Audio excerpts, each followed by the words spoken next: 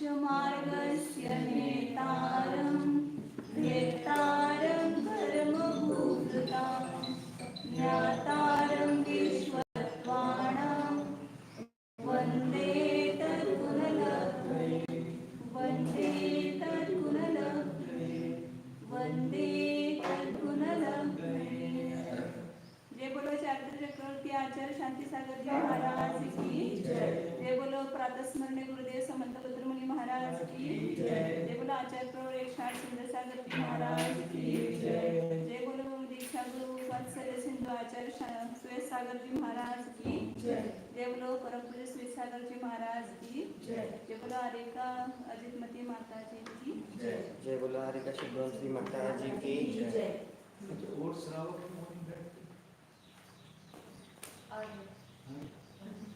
पांचवा अध्याय चल रहा है ना, पांचवा अध्याय बोलेंगे ऊपर सब मिलकर। अजीव काया धर्मा धर्माकाश उद्गलाः द्रव्याणि जीवाश्च नित्यावस्थितान्यरूपाणि रूपिणः उद्गलाः आकाशाद्द्रव्याणि निष्क्रियाणि च असंख्येया प्रदेशा धर्माधर्मे जीवानाम् आकाशस्यान्तः संख्येयाश्च उद्गलानां नानो लोकाकाशेवगाः।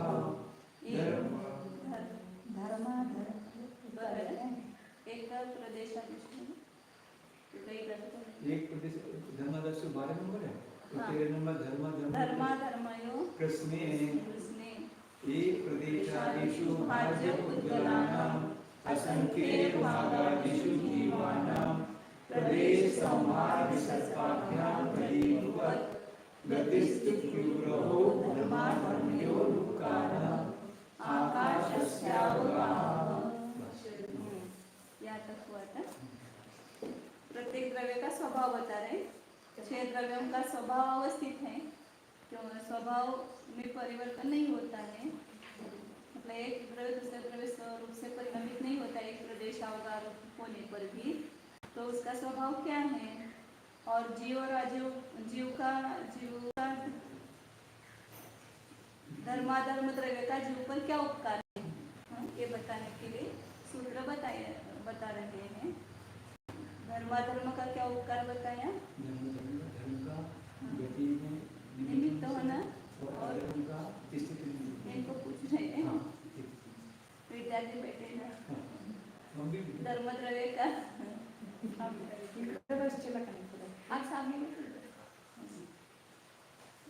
गतीचा काय, गती का उपकार क्या बताया? गति में निमित्त होना है, किसका उपकार बताया?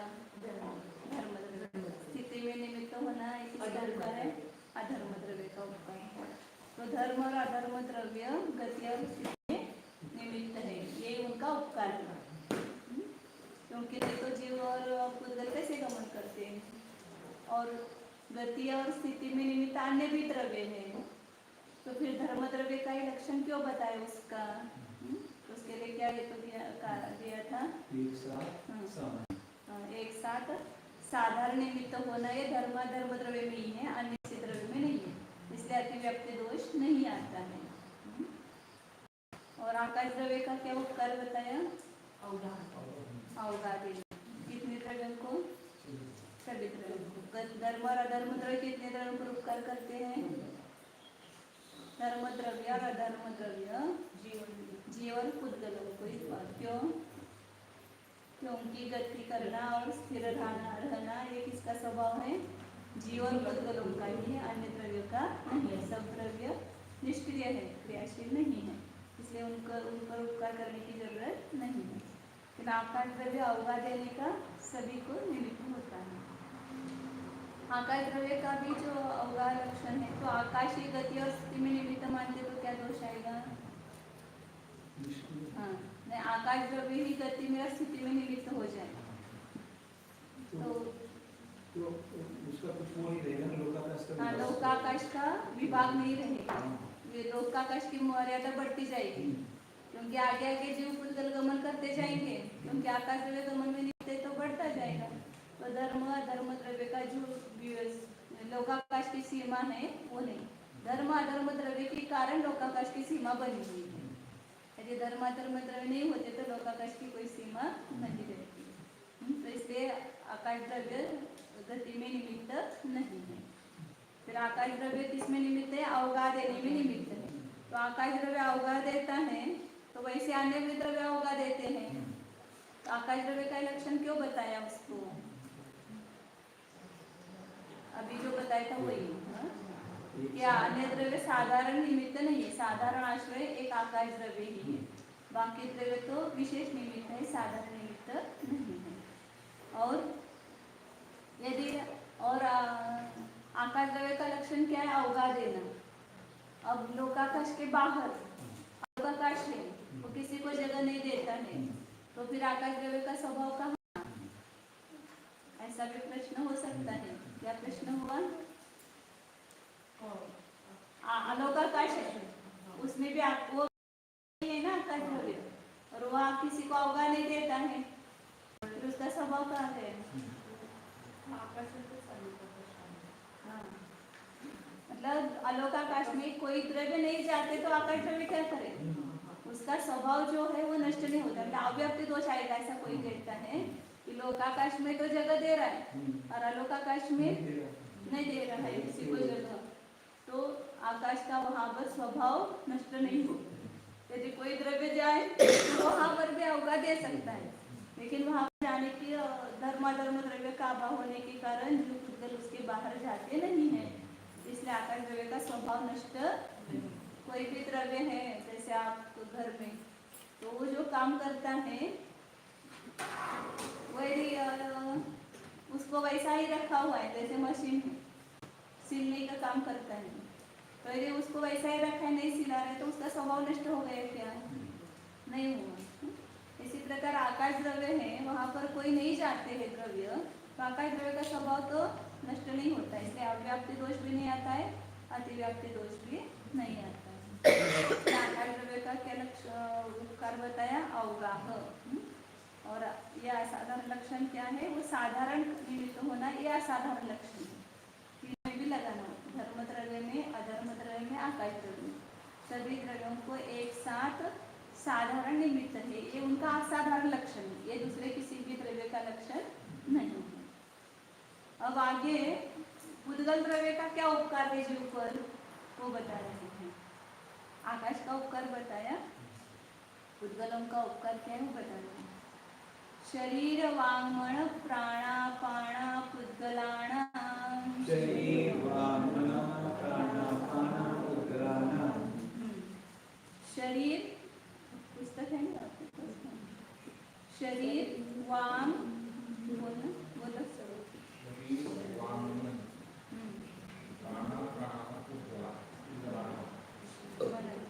मंगल भाग्य शरीर वाङ्मन प्राणा पुद्गलानां। शरीर वाङ्मन प्राणापाना पुद्गलानां,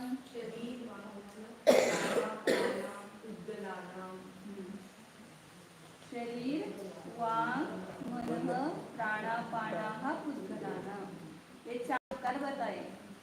शरीर, वचन, मन, प्राणापान माने श्वासोश्वास, ये पुद्गलों का उपकार है। इस पर है ये पुद्गलों का उपकार जीव पर। जीव को ये शरीर मिला है, ये किसका उपकार है? पुद्गल का उपकार है ना। शरीर कितने हैं? 5 प्रकार के शरीर है। औदार्य, वैद्य, आहारक, तेजस और कारण, ये 5 प्रकार के शरीर वो जीव के संसारावस्था में इस शरीर के निमित्त से सब कुछ हो रहा है ना, जीव का जो भी कर रहा है वो। तो ये शरीर मिलने में, शरीर की प्राप्ति में निमित्त कौन होगा? पुद्गल द्रव्य। क्योंकि पुद्गल परमाणुओं के पिंड से तो शरीर बना है। 5 शरीर नाम कर्म है, उस 5 शरीर नाम कर्म के उदय से वे शरीर उस जीव को प्राप्त होते हैं।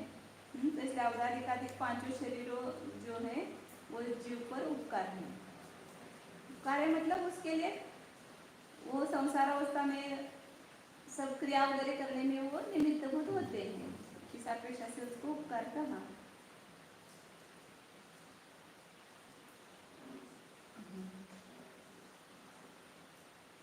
आगे दूसरा कौन सा है? वचन। शरीर तो पौद्गलिक है, स्पष्ट ही है क्योंकि पुद्गल परमाणु से बना हुआ है, तो इसलिए वो पौद्गलिक है। कार्बन शरीर जो है वो भी पौद्गलिक ही है क्योंकि वो भी भले दिखाई नहीं देता है, तेजस शरीर भी दिखाई नहीं देता है, लेकिन वो बना किससे है? पुद्गल परमाणु से ही बना हुआ है, इसलिए वो साक्षात पौद्गलिक है शरीर। वचन दूसरा बताया, तो वचन भी पौद्गलिक है। वचन में भी दो प्रकार है, भाव वचन और द्रव्य वचन। जो श्रुत ज्ञानावरण कर्म वीर्यान्तराय कर्म के उदय से ये वचन प्राप्त हुआ है, तो वो बोलने की जो सामर्थ्य है वचन, भाववचन वीर्यान्तराय और मनोमति ज्ञानावरण श्रुत ज्ञानावरण कर्म का क्षोभ क्षमा रंगोपांग नाम कर्म के निमित्त से होता है, और इसलिए वह भी पौद्गलिक है। यदि पुद्गल कर्म का उदय नहीं होता तो ये वचन निकलने की सामर्थ्य जीव में होती है क्या? नहीं होती है। द्रव्य वचन जो है वो साक्षात पौद्गलिक है क्योंकि वो भाषा वर्णन, अभी अपन बोल रहे हैं, शब्द निकल रहे हैं, ये वचन द्रव्य वचन है। अब ये द्रव्य वचन किससे बने हुए हैं? भाषा वर्णन, सब जगह ना भाषा वर्णन, वही वचन रूप। अब यहाँ पर भी सब जगह भाषा वर्णन है। अपन जब प्रयास करते बोलने का तो भाषा वर्गना शब्द रूप से परिणमित होती है, तो ये वचन कैसे पौद्गलिक है क्योंकि पुद्गल परमाणु से बने हुए हैं, भाषा वर्गना से बने हुए हैं। और जो भाव वचन है वो भी जीव की बोलने की शक्ति, वो किसके निमित्त से आई? मति ज्ञानावरण श्रुत ज्ञानावरण कर्म का क्षोभक्षम और क्रियांतराय कर्म का क्षोभक्षम हुआ, तो जीव में ये बोलने की शक्ति आई, वही भाव वचन है। तो ये दोनों भी पौद्गलिक है। उसमें पुद्गल कर्म निमित्त ये वचन होने में भी भाषा वर्गना निमित्त है, मतलब भाषा उपादान कारण ही है उसकी, इसलिए दोनों भी पौद्गलिक है। तो इसलिए वचन भी जीव पर किया गया ये। हाँ, दिव्य ध्वनि भी पौद्गलिक है ना, भाषा वर्गना एक परिणमित होती है ना, कोई भी वचन है तो वो पौद्गलिक ही है, ये सिद्ध किया। क्योंकि पुद्गलों का उपकार बताना है ना, तो वचन पौद्गलिक है ये सिद्ध करना पड़ेगा ना उसको। अन्य लोग जो है वो अमूर्त मानते शब्द को, इसलिए सिद्ध करना पड़ता है। अपने को लगता है कि अब पौद्गलिक है, लेकिन नए एकाधिक लोग जो है उस शब्द को अमूर्त का गुण मानते हैं, लेकिन वो अमूर्त नहीं है, वो मूर्तिक है शब्द। फिर वो प्रश्न होता है ना, शब्द मूर्तिक है तो फिर वो दिखाई तो नहीं देता है और उसका गंध नहीं आता है, पौद्गलिक हो तो उसमें स्पर्श गंध वर्ण होना चाहिए, इसलिए उस दिन बताया था कि उसमें है लेकिन वो अव्यक्त है शब्द में। ऐसा अपन शब्द बोलते तो उसका स्पर्श भी आता है ना, गर्म हवा, इसलिए उसके ये भी दिए उष्ण स्पर्श, वो शब्दों का है ना, वो कोई कठोर है कोई मृदु है, ये सब उसके स्पर्श के अनुसार ही वो दिए गए स्पर्श है। तो वचन भी पौद्गलिक है, तो ये वचन प्राप्त है। तीसरा कौन है? मन। मन भी दो प्रकार का, एक द्रव्य मन और इस स्थान पर जो 8 पंखुड़ियों के आकार का, फल के 8 पंखुड़ियों के आकार का जो मन है वह द्रव्य मन है। वो किससे बना है? मनोवर्गना से बना है। मनोवर्गना नाम की पुद्गल की वर्गना है, उससे वो मन बनता है, और इसलिए वो कौन सा है? पौद्गलिक है, द्रव्य मन। जैसे इंद्रिय पौद्गलिक है, ऐसे द्रव्य मन भी पौद्गलिक है। और भाव मन जो है वह भी मति ज्ञानावरण श्रुत ज्ञानावरण और वीर्यान्तराय कर्म के क्षोभक्षम से जो यह विचार करती सामर्थ्य आत्मा को प्राप्त हुई है और विचार करता है आत्मा, ये भाव मन है दोनों भी। तो ये भाव मन भी पौद्गलिक है। अशुद्ध विषय से देखेंगे तो वो जीव की पर्याय है ऐसी, क्योंकि ज्ञान गुण की पर्याय है भाव मन, भावेन्द्रिय भाव मन। लेकिन उसको पुद्गलों का उपकार बताना है ना, तो उसको भी पौद्गलिक कह दिया। क्यों पौद्गलिक कह दिया? कि बिना श्रुत ज्ञानावरण मति ज्ञानावरण वीर्यान्तराय के क्षोभक्षम के बिना प्राप्त नहीं होता है। वो क्षोभक्षम जो प्राप्त हुआ है वो कर्म है ना, वो कर्म पौद्गलिक है, तो पुद्गल कर्म के निमित्त से भी होता है, इसलिए उसको भी पौद्गलिक कहा है, भाव मन को भी।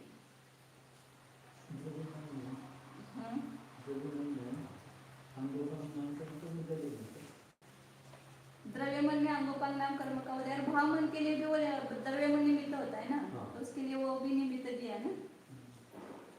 ज्ञानावरण वीर्यांतराय के कर्म के क्षोभशम से और अंगोपांग नाम कर्म के निमित्त से जो पुद्गल गुण दोष का विचार करने में स्मरण आदि उपयोग के सन्मुख हुए आत्मा के उपकारक है, वे सब ऑटोमेटिक बन रहा है ना। जीव वहाँ बोलने की इच्छा करता है, उसी समय वो कर्म का क्षोभशम है, और उस समय वे पुद्गल जो है शब्द भाषा वर्ग और शब्द रूप परिणमित होते हैं। तो ये सब निमित्त निमित्त जीव का और पुद्गलों का है। निमित्त नमित्त एक संबंध है, वो हम जानते नहीं, और हमें क्या लगता है हम ही बोल रहे हैं, हम ही विचार कर रहे। तो भाव मन, भाव वचन, द्रव्य मन, द्रव्य वचन, ये सभी पौद्गलिक है।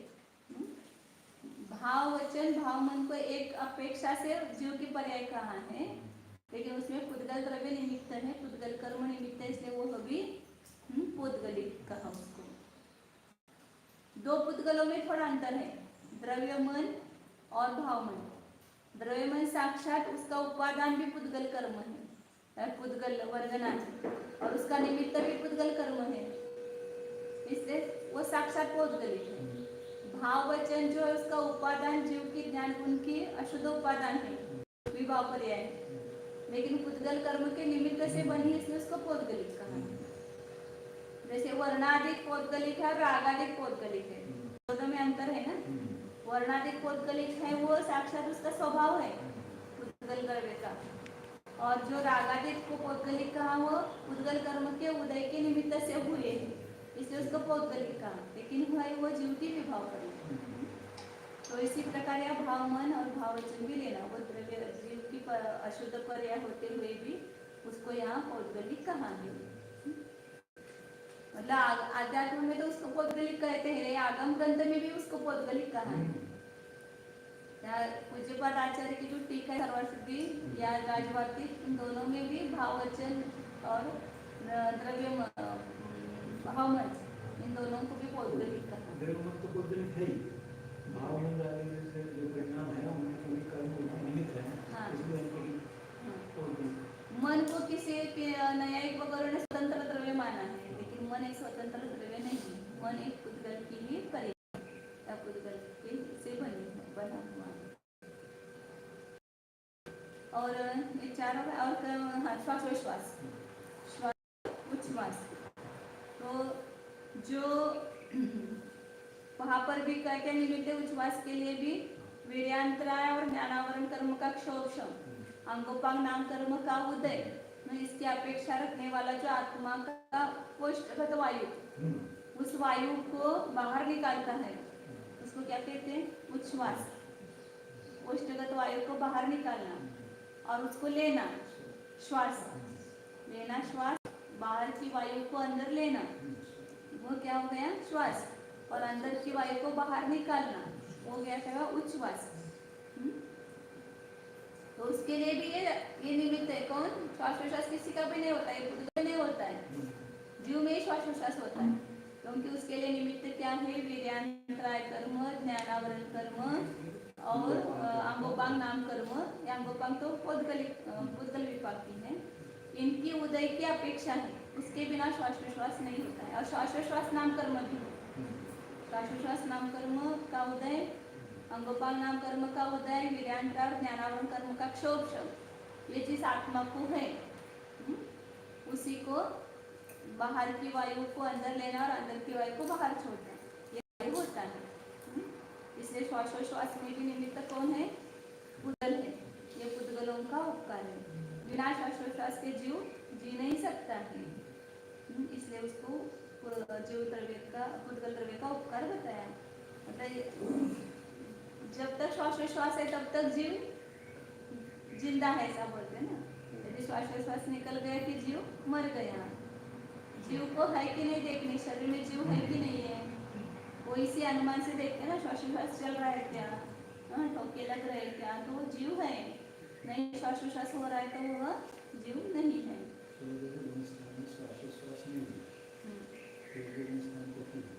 हाँ, तो मन ये है मूर्तिक है, और वचन भी पदार्थ के द्वारा रोके जाते हैं। मूर्तिक पदार्थ के द्वारा उनका घात होता है। अभी जैसे अपन विचार कर रहे हैं मन में और कोई जोर से आवाज आ गया तो व्याघात हो गया ना, उसमें विचार करना बंद हो जाता है। तो मन पौद्गलिक है, क्यों? क्योंकि बिजली का पाठ हो गया या उल्का पाठ हो गया या कोई जोर से आवाज आई तो उसका प्रतिघात होता है। तो मूर्तिक पदार्थ के द्वारा उसका प्रतिघात होता है। यदि समझो कोई जीव नशाकारक ऐसे पदार्थों का सेवन करता है तो मन पर ताबा नहीं रहता है ना, तो उसमें मन का अभिभव होता है। मतलब मूर्तिक पदार्थ के द्वारा उसका उपघात और अभिभव होता है, पराभव होता है, इसलिए मन पौद्गलिक है। ये तर्क हेतु से मन पौद्गलिक है। क्यों? क्योंकि मन मूर्तिक है। क्यों? क्योंकि मूर्तिक पदार्थों के द्वारा उसका उपघात और परिभव होता है, इसलिए वो पौद्गलिक है।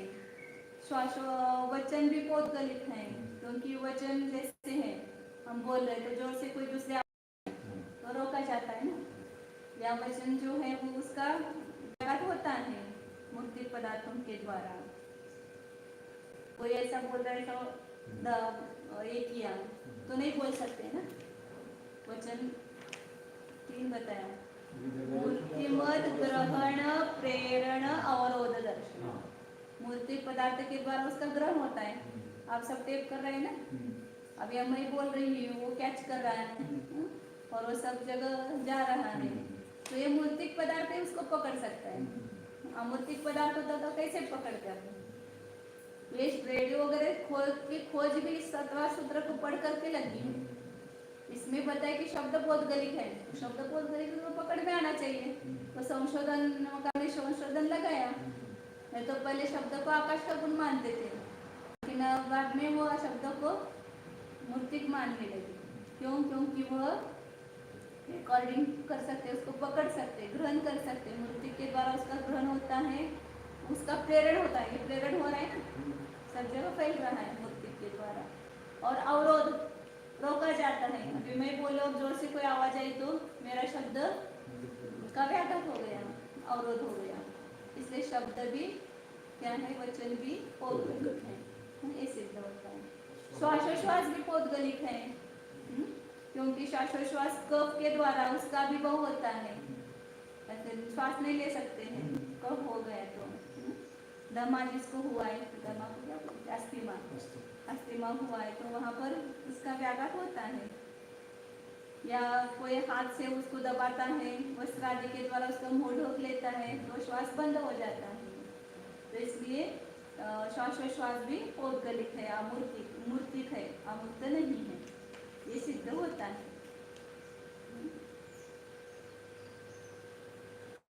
अमूर्त का मूर्त पदार्थों के द्वारा अभिघात आदि नहीं होता है। इससे प्रतीत होता है कि ये सब मूर्त है। इसी से आत्मा के अस्तित्व की भी सिद्धि होती है। इन सब से वचन है, मन है, श्वासोश्वास है, इससे मन आत्मा की भी सिद्धि होती है। जैसे वो कठपुतलियों को नाचाते हैं ना, यंत्र प्रतिमा को, तो उससे ये कैसे नाच रहे, तो कोई ना कोई उसको प्रेरित करने वाला है पीछे, उसको क्या बोलते हैं, प्रयोक्ता, उसका प्रयोग करने वाला, उसके अस्तित्व का ज्ञान होता है। उसी प्रकार श्वासोश्वास हो रहा है, वचन है, मन है, तो यहाँ पर आत्मा है, उस आत्मा के अस्तित्व की भी सिद्धि होती है इन उपकारों से। तो ये श्वासोश्वास रूप कार्य आत्मा के अस्तित्व के बिना नहीं हो सकता है। यदि आत्मा नहीं है तो इसमें ये कार्य दिखाई देते ही नहीं है, तो इसलिए आत्मा है, ये सिद्ध होता है। नहीं, उसका उपादान भी पुद्गल है और उसका निमित्त भी पुद्गल है। पुद्गल कर्म के उदय से हुए हैं, उसके क्षौषण से हुए, इसलिए पुद्गलिक है। और वे शरीर आदि जो है वो तो स्वयं प्रत्यक्ष पुद्गल वर्गणाओं से बने हुए हैं, तो वो पुद्गलिक है ना, प्रत्यक्ष ही पौद्गलिक है। और सूत्र में ये क्रम से पहले शरीर क्यों रखा, मन क्यों नहीं रखा? क्योंकि अल्पाक्षर को पहले देते, तो मन को पहले देना चाहिए, फिर शरीर को देना चाहिए बाद में, फिर वचन को। मन वचन काय, ऐसा भी क्रम आता है, लेकिन यहाँ पर शरीर पहले रखा है। तो क्यों रखा है शरीर पहले? तो कहते कि शरीर हो तो वचन की प्रवृत्ति हो सकती है, शरीर ही नहीं तो वचन की प्रवृत्ति कैसे होगी? तो शरीर होने पर वचन मन इत्यादि देखे जाते हैं। इसलिए पहले शरीर रखा। सभी संसारी जीवों में शरीर है, वचन सभी में है ऐसा नहीं है, मन सभी में ऐसा नहीं है, लेकिन शरीर एक इंद्रिय से लेकर के पंचेंद्रिय तक सभी जीवों में एक उपकार पाया जाता है, इसलिए शरीर को पहले रखा है। फिर उसके बाद वचन को रखा है। क्यों उसके बाद वचन को रखा है? क्योंकि मतलब ये वचन जो है हित में प्रवर्तन करने वाला है, जीव का इससे हित होता है वचन से। यदि उपदेश नहीं प्राप्त होता इस जीव को तो हित में कौन प्रवृत्त कर होता? उपदेश मिलता है, पहले सब आचार्यों के द्वारा, ज्ञानियों के द्वारा उपदेश प्राप्त हो रहा है, तो ये वचन ही हमारे हित में प्रवृत्ति करा रहा है ना। वचन सुनकर हम हित में प्रवृत्ति करते हैं।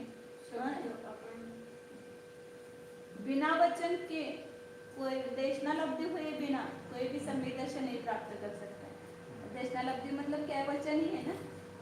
आपण भावाचं करतो किंवा शब्द जाणतो त्यावेळेस हम शब्द का वाच्य पकड़ते हैं ज्ञान के माध्यम से। शब्द जो है वो वचन है, और वचन निकलने के बाद हम ज्ञान के द्वारा इस शब्द का क्या अर्थ है वो ग्रहण करते हैं। फिर हम शब्द में और अर्थ में वाच्य संबंध। तो शब्द क्या है? वस्तु को बताते हैं। जैसे मैंने कहा पुस्तक, ये शब्द हो गया। फिर उस पुस्तक के द्वारा आपने क्या ग्रहण किया कि ये पुस्तक, इस प्रकार ये पुस्तक होती है, तो ये वाच्य हो गया। तो उस वचन के माध्यम से आपको ये पुस्तक समझ में आई, या वचन के माध्यम से आपको सम्यक दर्शन, ज्ञान शास्त्र, मोक्ष मार्ग ऐसा उपदेश दिया, ये वचन सुने, तब आपको क्या पता चला कि मोक्ष का मार्ग क्या है? सम्यक दर्शन, ज्ञान शास्त्र, मोक्ष का मार्ग। तो इसलिए पुरुष के हित की प्राप्ति का मूल वचन है। हित की प्राप्ति किससे होती है? वचन से होती है, इसलिए उसको उसके बाद वचन को रखा है। फिर उसके बाद मन को रखा है, क्योंकि जो शरीर और मन वचन सहित है उसी को मन प्राप्त होता है, इसलिए उसके बाद में मन रखा है। और सबसे लास्ट में श्वासोश्वास रखा है, क्योंकि श्वासोश्वास ये सभी जीवों में, सभी संसारी जीवों में पाया जाता है। पर्याप्त जीवों में, अपर्याप्त ही जीवों में, सभी जीवों में ये कॉमन है, सर्व संसारियों का एक कार्य है, इसलिए उसके अंत में श्वासोश्वास को रखा है। अंते प्राणापानोपादानम सर्व संसारी कार्यत्व, सभी संसारी जीवों का वह कार्य होने से उसको अंत में रखा है।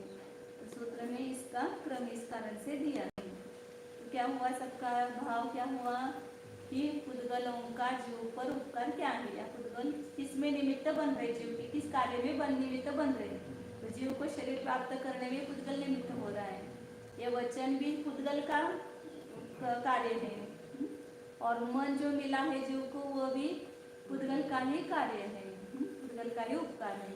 और श्वास और उच्छ्वास हो रहा है वह भी पुद्गल का ही कार्य है, क्योंकि ये सब पुद्गल है, लेकिन संसार अवस्था में जीव को क्रिया आदि करने में ये निमित्त बन रहे हैं। अभी समझो ये शरीर छूट गया, दूसरा शरीर ही नहीं मिल गया, तो जीव कैसे रहेगा? इस रूप में रहेगा। तो शरीर प्राप्त हो जीव पर उपकार हुआ, उसमें निमित्त हुआ। और वचन, मन और श्वासोश्वास ये सब पुद्गल के उपकार हैं। सब व्यवहार में से ही ना, दो द्रव्यों में जब भी संबंध लगाते तो व्यवहार है। जीव में ये पुद्गल निमित्त ही बन रहा है ना।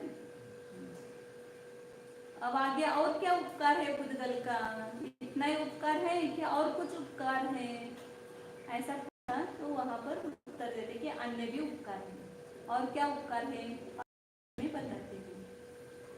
सुख दुख जीवित मरणोपग्रहाश्च, सुख दुख जीवित मरणोपग्रहाश्च, सुख दुख जीवित, बोलो सूत्र बोलो, सुख दुःख जीवित मरणोपग्रहाश्च, सुख दुःख जीवित मरणोपग्रहाश्च, सुख दुःख जीवित मरणोपग्रहाश्च सुख दुःख जीवित मरणोपग्रहाश्च। और वो पुद्गल का उपकार है तो पहले कहते कि सुख। सुख मतलब क्या है कि जो साता वेदने कर्म के उदय से जीव को सुहावना लगता है, बाह्य द्रव्यादि के ऐसा संयोग प्राप्त होता है जिसमें अपनी प्रीति उत्पन्न होती है तो उसको सुख कहते हैं। और जब असाता कर्म का उदय आता है तो अपने को दुख कारक ऐसे द्रव्यों का संयोग काटा है, पैर में चुभ जाता है या कुछ शरीर में व्याधि हो जाती है तो अपने को क्या भाषित होता है, दुख लगता है ना, घुटने दुख रहे हैं तो दुख लग रहा है तो ये इसको दुख संसार अवस्था की अपेक्षा से बता रहे कि सुख दुख। इंद्रियों को सुहावना जो लगता है वो सुख और इंद्रियों को जो दुखकारक लगता है वो दुख।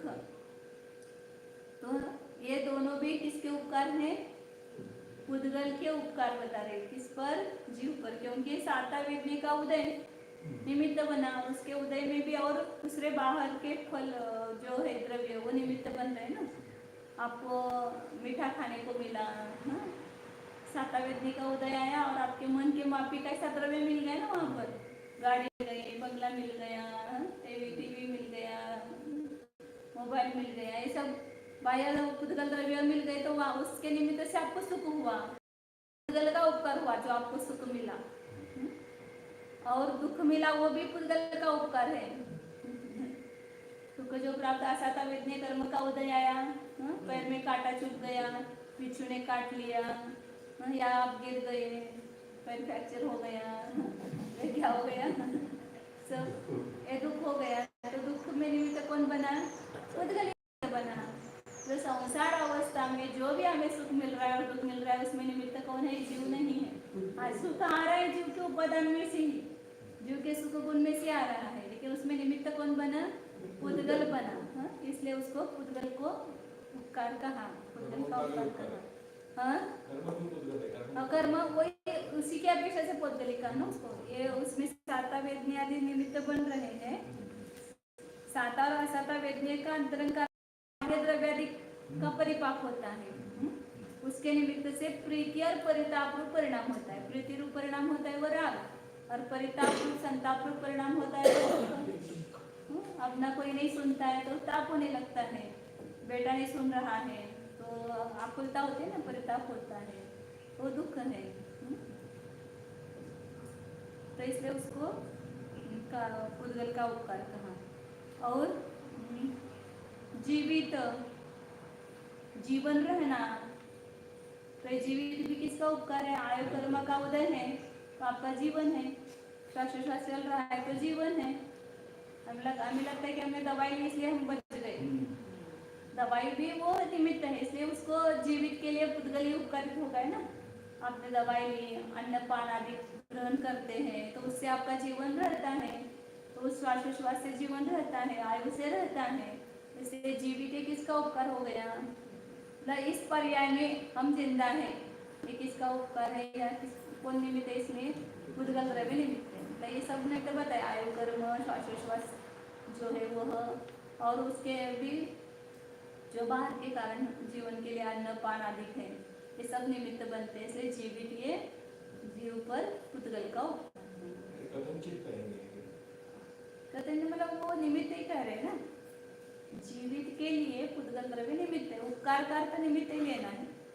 उपकार आप मरण हो गया वो भी जीव का पुद्गल का उपकार करता है, दुख हुआ है भी पुद्गल मतलब निमित्त है।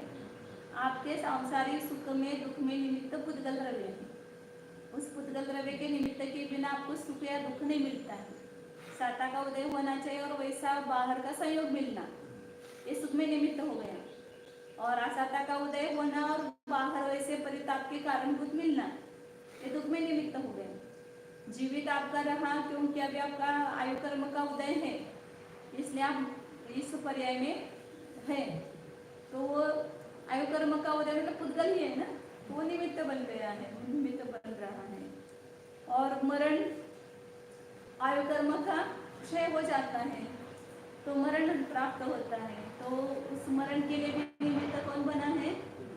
पुद्गल द्रव्य बना है, पुद्गल कर्म बना है।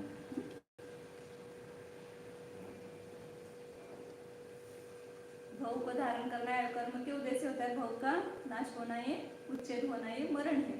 तो ये सब जीव का अधिक जो है वो जीव के पुद्गल कृत उपकार है, क्योंकि मूर्तिमान कारण होने पर ये इसकी उत्पत्ति हो रही है। सुख की, दुख की, जीवन की और मरण की उत्पत्ति किससे हो रही है? इस पुद्गल कर्म के उदय से और पुद्गल कर्म के अन्य संयोग से बन रही है, इसलिए इसको पुद्गल कृत उपकार कहा। आयु कर्म का उदय क्षय नहीं होता तो आपको मरण आता है क्या? और मरण नहीं होगा तो अगली पर्याय कैसे मिलेगी? मरण नहीं होगा तो आप निर्वाण को भी नहीं प्राप्त होंगे, इसलिए मरण भी उपकार है आपके ऊपर क्या हुआ।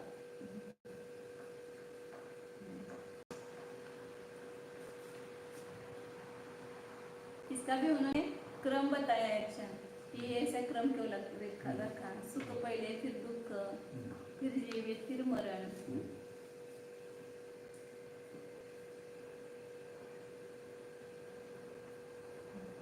सुख ग्रहण को पहले किया है, क्यों? क्योंकि उसके लिए ही प्राणी प्रयत्न करता है। परिस्पंद, इसके लिए धड़पड़ बोलते मराठी में, हिंदी में क्या बोलते हैं?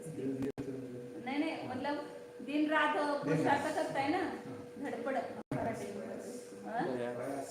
प्रयास कर रहा है। इसलिए प्रयास कर रहा है, कूद रहा है ना, इधर से उधर, उधर से इधर। क्यों कर रहा है? तो सुख के लिए, सुख की प्राप्ति के लिए। कितना कर रहे लोग, रात दिन उनको चैन नहीं है। सुख का तो एक विश्वास नहीं लेते हैं, उस सुख की प्राप्ति के लिए प्रयास करते रहते हैं। धंधा, व्यापार, फैक्ट्री चलाना, ये करना, सब सुख की प्राप्ति के लिए जीव पुरुषार्थ कर रहा है, इसलिए सुख को पहले रखा है।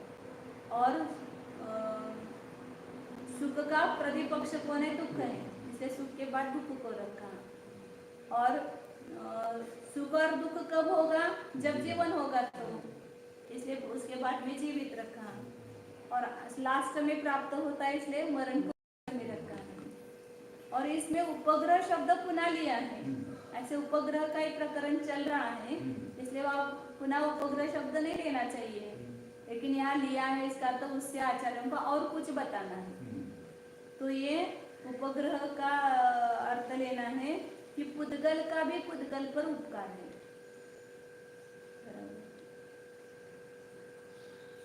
स्व उपग्रह दर्शनार्थम, पुद्गल का भी पुद्गल कृत उपकार है। जैसे आपके पीतल के बर्तन हैं, काले हो जाते हैं, तो क्या करते हैं आप? उसको राख, चीज, इमली वगैरह लेकर के उसको मांजते हैं, तो कैसे हो जाते हैं? चकाचक हो जाते हैं। तो उस राख ने और उस इमली ने किस पर उपकार किया? पीतल के बर्तन पर उपकार किया। ऐसे पुद्गल का पुद्गल के ऊपर, राख जो उसको बर्तन मांजते तो उससे बर्तन साफ हो जाते हैं। अपन कपड़े को साबुन लगाते तो कपड़े स्वच्छ हो जाते, तो ये पुद्गल का पुद्गल पर उपकार है। तो पुद्गल कृत उपकार, पुद्गल का पुद्गल के ऊपर भी उपकार होता है, ये बताने के लिए आचार्य ने उपग्रह शब्द यहाँ पर रखा है सूत्र में। और ज शब्द भी रखा है, और ज शब्द किसके लिए है? तो अन्य भी, इसमें ही पुद्गल कृत उपकार है ऐसा नहीं, अन्य भी पुद्गल कृत उपकार है, ये बताने के लिए यहाँ पर। जैसे इंद्रिया है, चक्षुरादि की इंद्रिय, ये भी पुद्गल का उपकार है, 5 इंद्रियां मिली है। और इसे इस प्रकार के अन्य भी उपकार पुद्गल के है, नहीं है ऐसा नहीं, ये बताने के लिए च शब्द रखा है। जितने सूत्र में बताए, शरीर, वचन, मन, इसके अलावा चक्षुरादि की इंद्रिया आदि, ये पुद्गल के जीव पर उपकार है। उपग्रह शब्द क्यों रखा? कि पुद्गल का पुद्गल के ऊपर भी उपकार है, ये बताने के लिए। और च शब्द क्यों रखा? क्योंकि जीव के ऊपर पुद्गल के अन्य भी उपकार है, इतने उपकार है ऐसा नहीं, तो इसके लिए च शब्द रखा है। यही क्रम क्यों बताए, उसका पुद्गल का उपकार कैसे है, और ये बताया। अब आगे लास्ट का एक नया बिंदु है इसके, काल द्रव्य का भी, और जीव का जीव कृत क्या उपकार है। धर्म द्रव्य ने अधर्म द्रव्य ने तो जीव पर उपकार किया, आकाश द्रव्य में भी किया, पुद्गल द्रव्य ने भी किया। अब जीव पर क्या उपकार करता है वो प्रश्न होने पर आगे का सूत्र कहते हैं।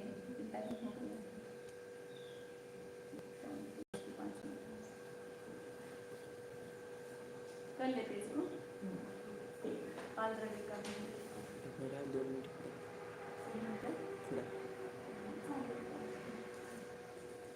ध्यान दीजिए। ओम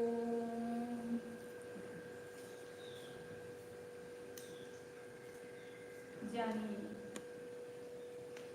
यह मैं शुद्ध चैतन्यमय जीव ही हूँ।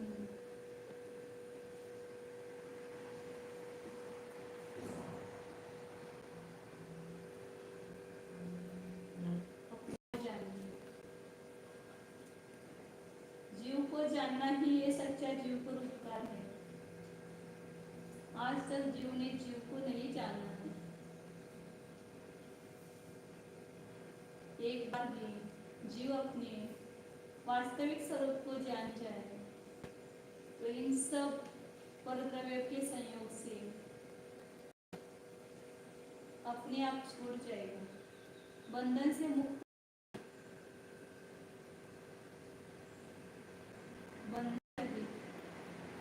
अपने स्वतंत्र स्वभाव को जाने। यह मैं इन पुद्गल धर्म अधर्म आकाश द्रव्य से स्वतंत्र एक पदार्थ हूँ। इन सबसे मेरा स्वतंत्र अस्तित्व है, इन पर मेरा अस्तित्व टिका हुआ नहीं है। शरीर वचन मन ये सब पौद्गलिक है, ये जीव नहीं है। यहाँ पर पुद्गल का उपकार बता रहे हैं, इसका अर्थ वे पुद्गल है, वे मेरा स्वभाव नहीं है। तो इनसे अपने को भिन्न जानिए। नाहं देवो न मनो न चैव वाणी न कारणं देसिं तत्तान न कारयिता अणमन्तानेव पत्ति। मैं शरीर का करता नहीं हूँ, मैं वचन का मन का करता नहीं हूँ, इसको कराने वाला कार्यता भी नहीं हूँ, करने वाले का अनुमोदक भी नहीं हूँ।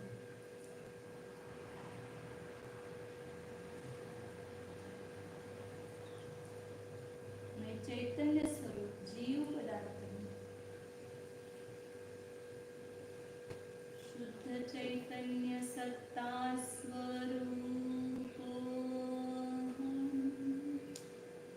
ज्ञानानंद स्वरूप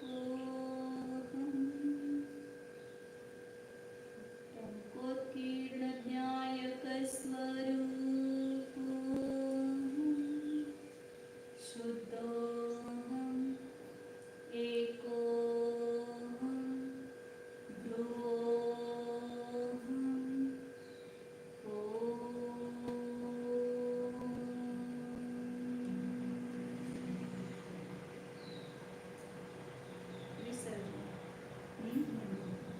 नमो हरिनन्दानं नमो सिद्धानं नमो आर्यानं नमो वत्सानं नमो लोकेशवसानं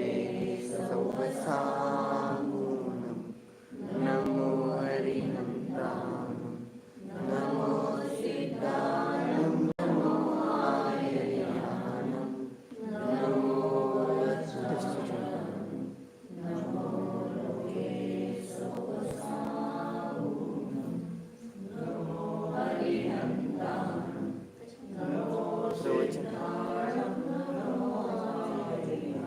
झूम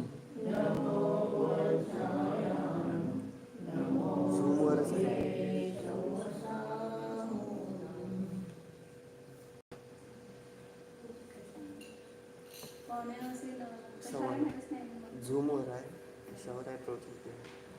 8:45 से 9:15 बजे तक कल झूम पर भी प्रवचन होने वाला है। 8 से 8:45 प्रवचन सर होगा, उसके बाद 8:45 से 9:15 जूम पर होने वाला है। मैं वो जूम पर ऐसा करूँ वो दूसरा है क्या